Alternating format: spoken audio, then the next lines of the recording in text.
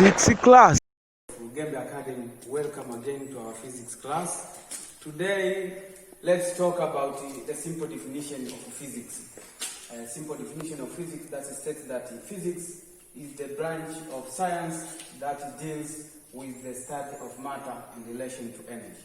This is a definition of physics. So, now, after stating the definition of physics, we can see that this definition, we can split it into three parts. First is we take this part from the branch of science, is the branch of science. This is a first part that we can split from the definition of physics.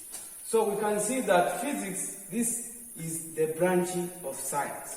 Is the party of three branches of science. Where in science we have got the three branches. We have got physics, we have chemistry and biology. So physics is just a part of science, a branch of science. Another part that we can split is that it deals with the study of matter. That deals with the study of matter.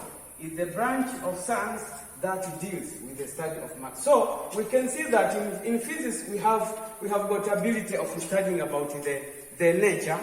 We study about the characteristics and the properties of matter. First, we deal with the study of the properties of matter. And then the last part of this definition is in relation to energy. In relation to energy. This is the last part of this definition.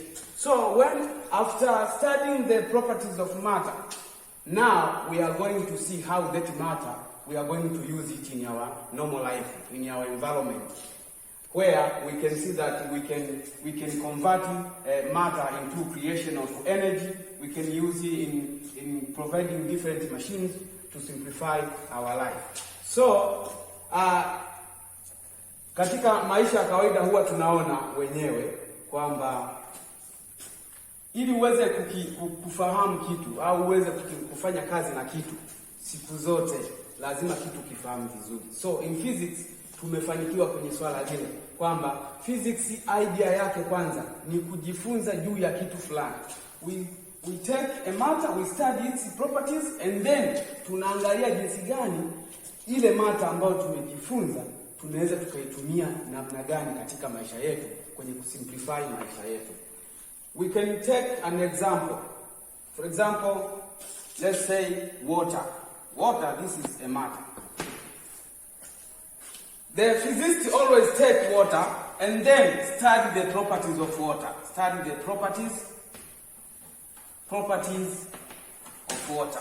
After knowing the properties of water, and then come in the application of this water. Because tayari atakuwa anajua water ina tabia zipi, na kwa kutumia tabia za maji naweza nikafanya kitu gani kwa kutumia maji husika. Today let's stop over there. Lengo tulikuwa tunataka tujue tu simple definition of physics. Thank you for watching.